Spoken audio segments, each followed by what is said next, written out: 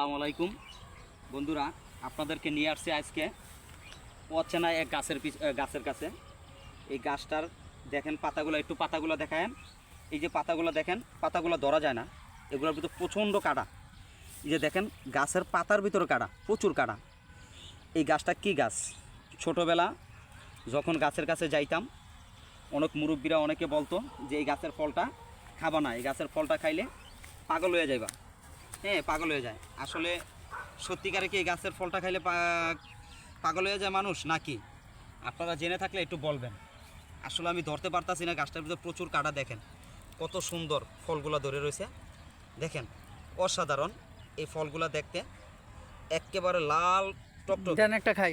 গাছটা ধরা যায় তো এটা কি ফল আমি নিজেও জানি না।